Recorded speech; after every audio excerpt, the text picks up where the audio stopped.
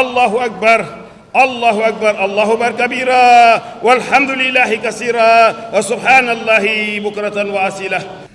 ñu ngi leen di nuyoo bi ñu tibbee ci sunu xol gën a tedd kawe lool te mooy ñaanal leen jàmm ju ànd ak barke.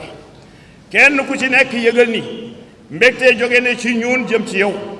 ñu ngi leen di ziyaara gën gaa rafet ziyaar di ñaan ngeen baal ñu àq ndax diisaayu lor gi nga xam ni moom la mën a def di leen baal àq ndax suñuy diggante jéggalante moo fa war.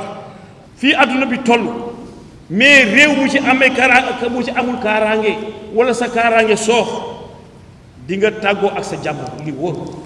fi ñu toll nii ku ci amul kaaraange bu doy les forces de sécurité et de défense bu ñu amul kaaraange bu doy billaahi laa wax li xew feneen rek a fi xew. kaaraange dafa bokk ci réew amul complexe ne damay ut ay arme damay ut gànnaay dafa bokk. waa tey jii yaa ngi gis Palestine Israël ñu ngay reyante guddeeg bëccëg façon bu gën a ñaaw bu nga fa xew bombardé nit ñuy julli bombardé nangam sangam te àdduna bi yëpp daanaka ne pat ñii d'accord ci ñii ci jàppale sax foofu. ñeeñ bu ñu amoon kaaraange ba ca war xam nga loolu du nekk rek ku la ëpp doole nag bu bëggee li nga yor bëgg a taxaw ci li nga yor da lay jaay doole te bu la jaayee doole da koy am ci yow.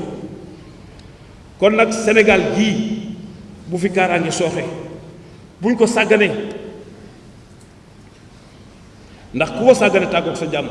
mais xoolal li xew ci sous-région bi war na ku nekk bàyyi ci sa xel ndax du jàmm de.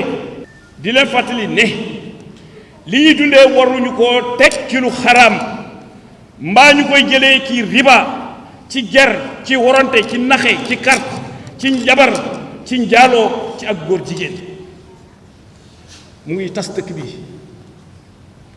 te kenn laa wax le mot homosexuel kenn ñi meew ko tudd ci benn loi depuis des années. relation contre nature mooy lan da ngay joxoñ mbir mi def ci sa baaraam ne homosexuel laa wax dañ koy tere ci dëkk bi ku ko def lii lay fekk. te fii mu nekk on a essayé de lyncher am na ku ci doon jéemal lyncher mais droit de l'homme ñoo taxaw fii daal ne kenn waru koo laal nangam te boo leen laalee kaso nga jëm boo leen laalee kaso nga jëm. ñoom li ñu doon bëggal am nañ ko dañ ko dépénaliser ñoom ñu ne déedéet jaratu ko nañu jox liberté rek la liberté est là pour eux. waaw relation contre nature ci loi la nekk lu tere ñu par remplacer ko par homosexuel. waa di député yi nekk fii ci assemblée nationale ñoom ñëpp am nañu diine te ñoom ñëpp seen diine da ko aaye. ñoom ñëpp am nañu diine di jëf diine te seen loi diine da ko aaye. lu tax kenn ci ñoom wala ñenn ci ñoom wala groupe parlementaire ci ñoom dugal proposition de loi ñu criminaliser homosexuel parce que day yàq suñu njaboot yi tey ak ëllëg la. ku yaakaar ni du la laal da ngay nax sa bopp ndax ki nga jur sax mën na ko contrôler lu ci sa kër bu ko paasee jeex na ndax tentation.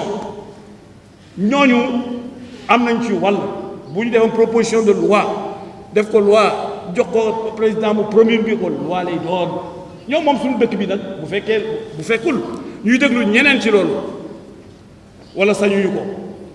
waa gouvernement tamit moom mën naa proposer loi